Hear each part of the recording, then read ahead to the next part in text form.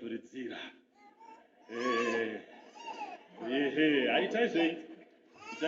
I want to go ahead,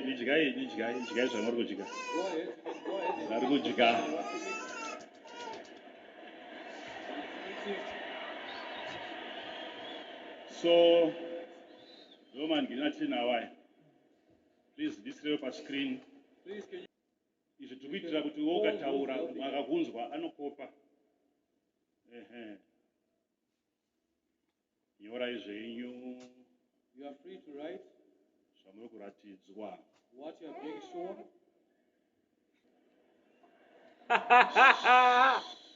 Please, let us all be quiet. Let's respect this moment. Ngatinyararei tose, ngatiremekedzei nguva yatave mairi. Hatisi kuda munhu wedu anotaura newe kana wakunyora anokuvhiringidza. At this point, even ukada 1 hour tinokumirira. Even if you require an hour, we are patient to wait for you.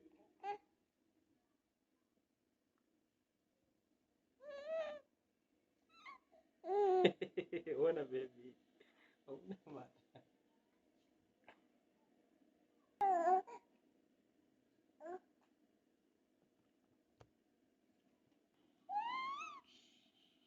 So one of my friend and prophet is going to come from these people. Today. And all of them are confident. Vanoda kuuya vakapfeka uniform dzavo nechi takangoti uyai. You just said come. Vanenge vazhinji vanenge vapedza. Vamwe vachiri kunyora. I think most of them are done. Some are still in the process. Nyorai zvenyu, nyorai. You are free to write whatever you're seeing.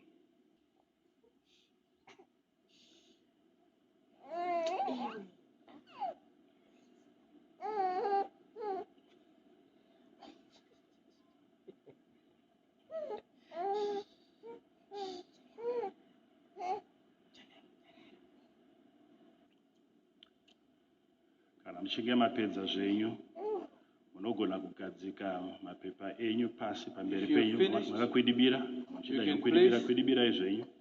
Kana uchida kusiya chakavhurika. Nekuti neballpoint yacho, nekuti hakuna chakotama zvekare. Even with the ballpoint. Achizononga. Kana muchinge mapedza munongoisa pasi. If you want. Kurati pavanhu vese vakamira hapana chakotama zvekare, hapana chawana mukana, ndikuona munhu wese anyora. No one is going to get another opportunity to bend. I can see everyone is written.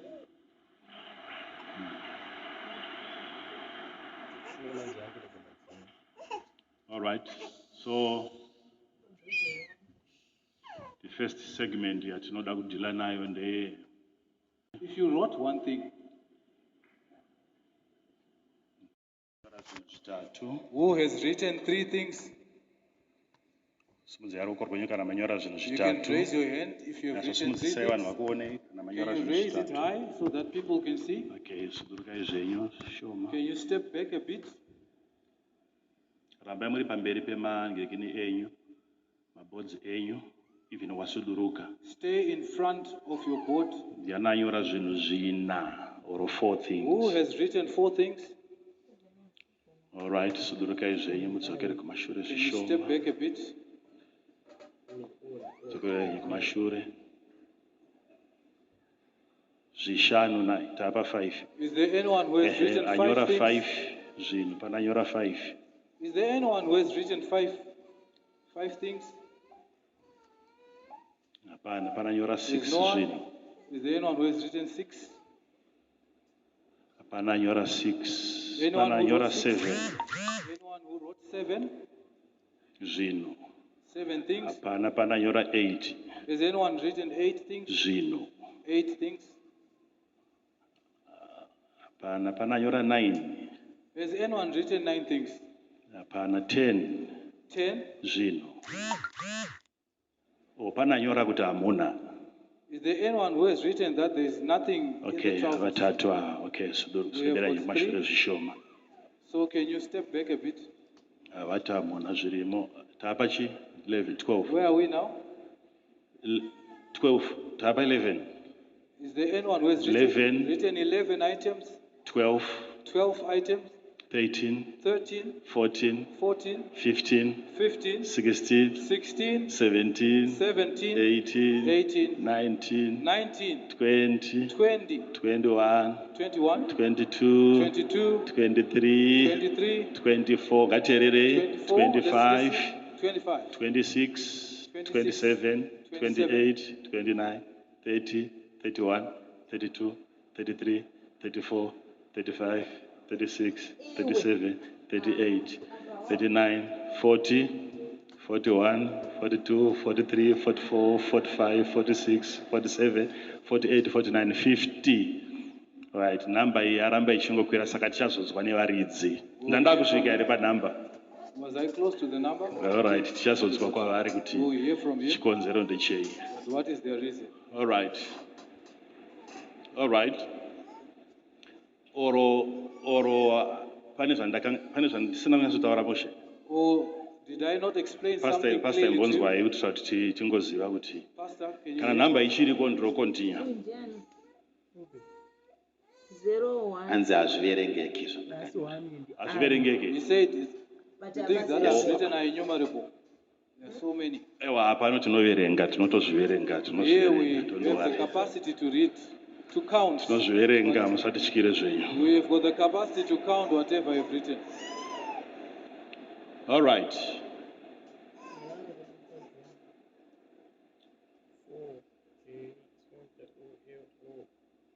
Okay.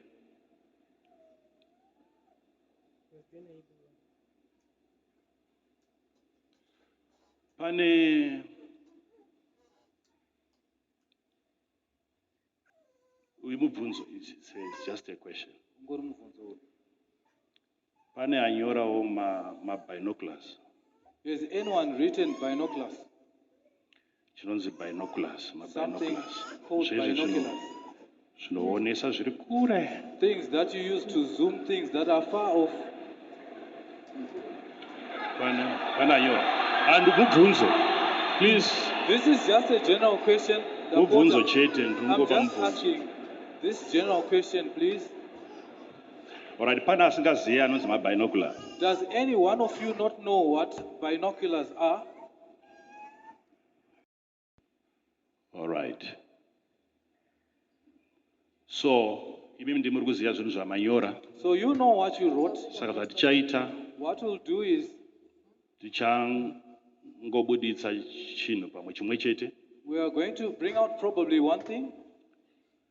Kana pasina neichocho, hapasina need yekuti If there's no one who titombobuditsa wrote that, zvakawanda. there's no need for us to continue bringing out things. Alright. So, mambenge muchida kuparticipate kai. You wanted to participate earlier. Can But you come? beside batch. Can you remove Beside your jacket? batch. Mune t-shirt? Do you have a t-shirt inside? Yeah. Beside. Please help him remove.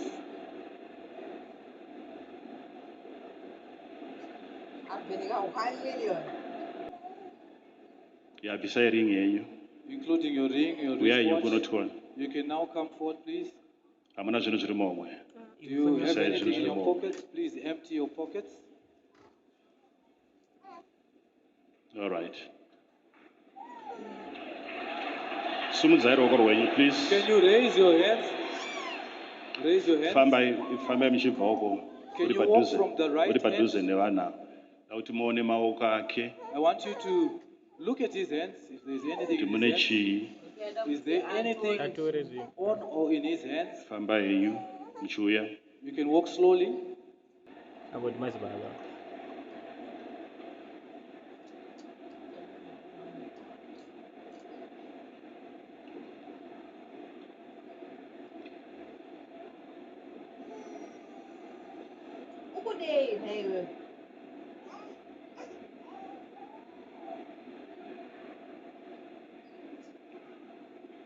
High up. Chibva wasimudza maoko ako, uya nawo maoko ako kunze. Raise your hands. Come with your hands to the front. With your hands raised. This is the moment andoda kuti tive very, very careful. This is the moment that we want to be very careful. Izoka. This is the right pocket.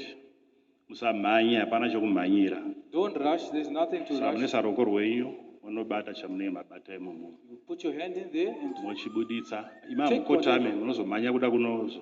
Pamwe matonyora kudhara. probably you have written already. Take Saka your time. zvishoma nezvishoma. Slowly put your hand there. Kana paine mumwe kuti titi andichada kubata ini napa. Ndikuda kuti zvive as clear as I possible. want the Muhomwe trousers. yerudyi zvishoma The nezvishoma. right. Usarugadzike zvako Pocket. pasi zvishoma nezvishoma ngarupi. Usabate nemaoko tu. Don't touch with two hands. Panozoti kwanga kuine chimwe kuseri uku. Isako ruoko rwako imomo. Put your hand in the pocket slowly. My binocular!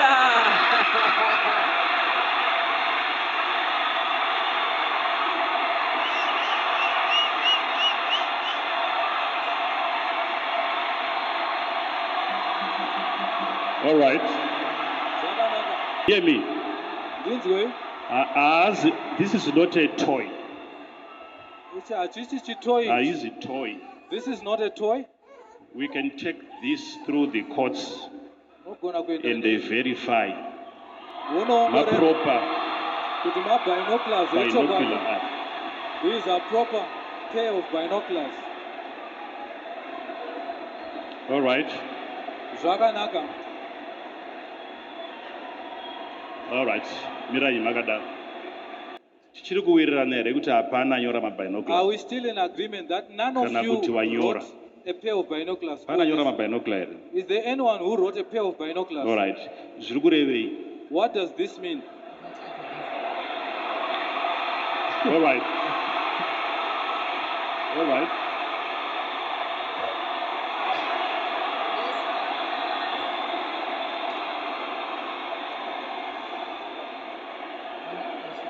Zvireve, please. This does not This mean doesn't mean that these people are fake.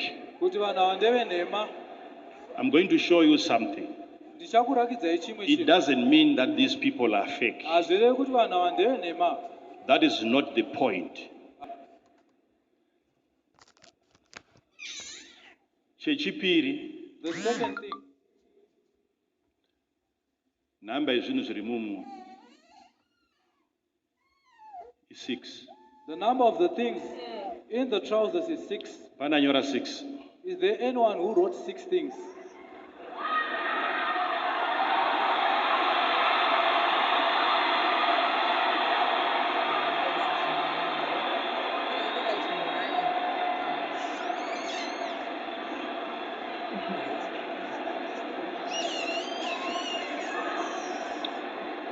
Hapana nyora 6. There is no one who wrote 6 items.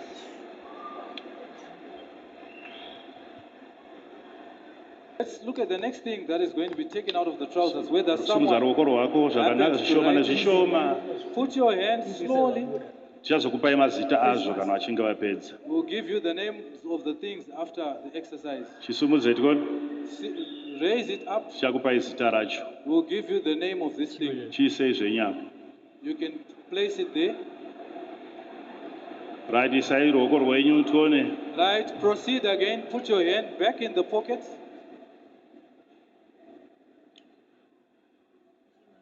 Iyo mouth isai pascreen apa. Put it on the screen. Ako ndeke kuti mukanwa musakanganisike. That's a mouth freshener.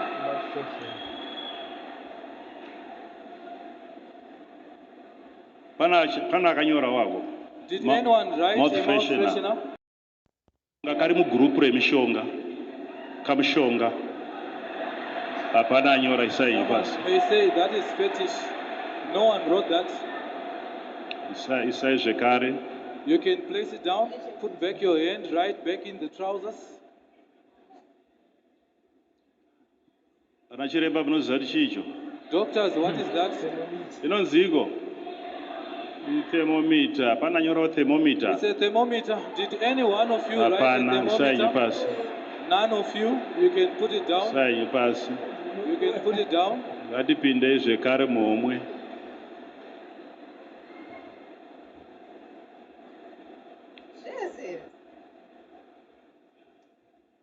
Vanoziva kuti chicho. Does anyone know what this thing is? Pregnant test. Zvese zvine chekuita nekutesta zvese. Test kit iyo inozikanwa. Hapana nyora test kit. That is known. Did any one of you write a test kit? Hapana nyora zvekare. Sai nyu zvekare momwe.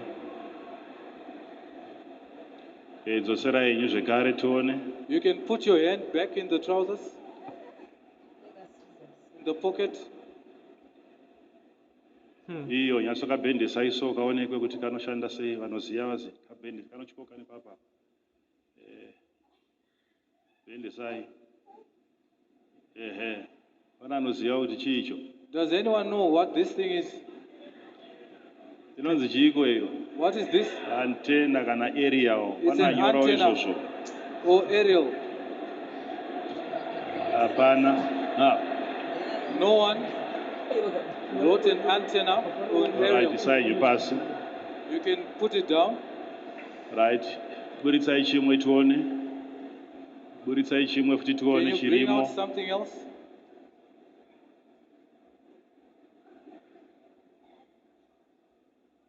Sisina nditi. Right, chibvisai trouser chaipapo There's tuone. nothing. Can you remove the trousers from there, please? Buritsai omwe pidi gurai futi tuone zvatamboita zviye. Can you turn it upside down?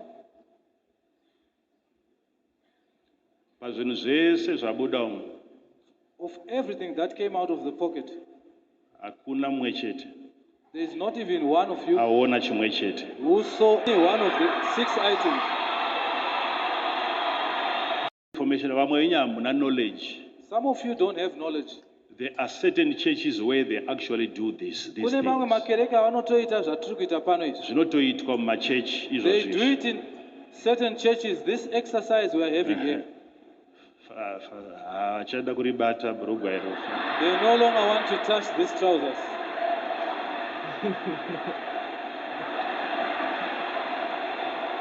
All right, fambai. You can walk through. All right. So, hadisi kuzotanga kuverenga mapepa enyu. It's not We are for not going that. to read Hatisi your kuda papers. we are not here to humiliate anybody. Hatisiri pano For your kuzonyadzisa own vanhu. information, Kuti mongozivo. inini, I'm part of you ipapa. I think vaona fambisai. I think they've seen. You can walk through. This doesn't mean kuti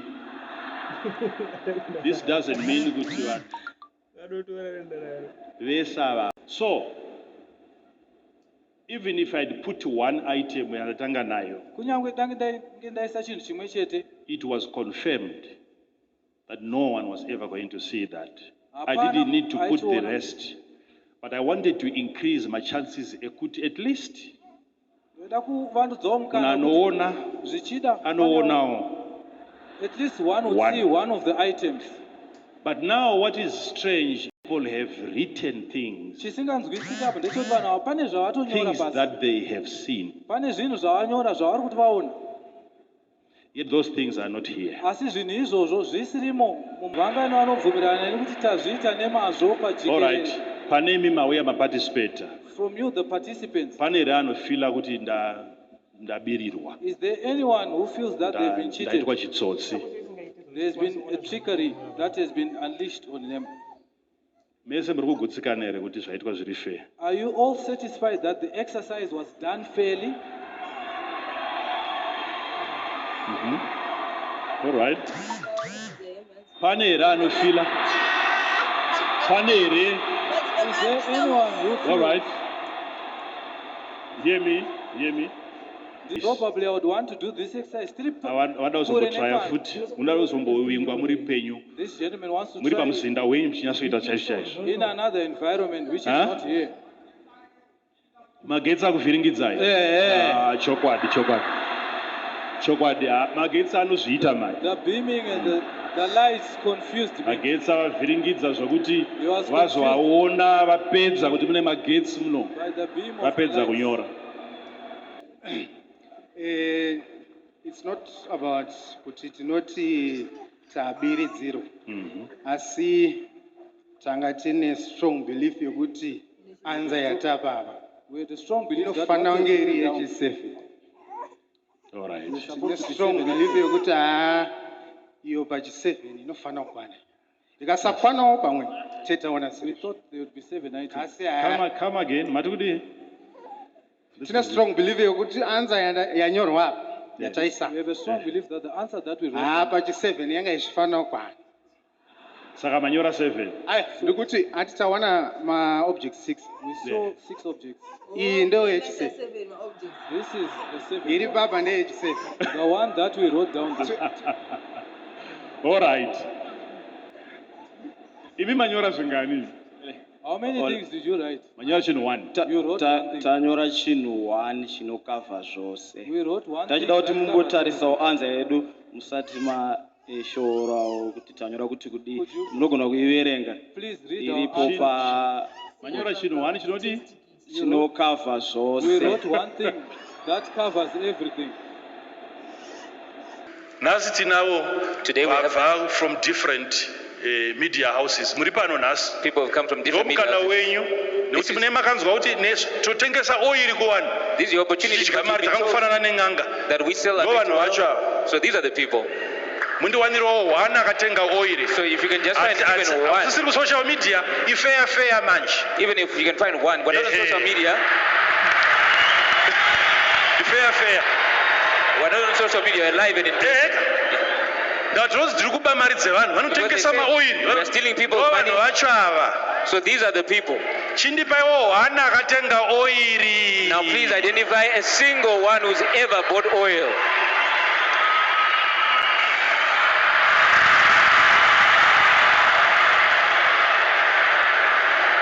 Iwe ola iwe.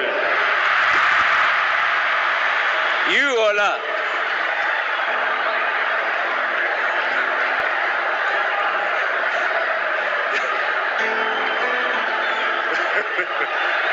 Aiwa, haaziri akadaro. No, he's not He's the a one who good said guy. that. He's not the one who said He's that. a good guy.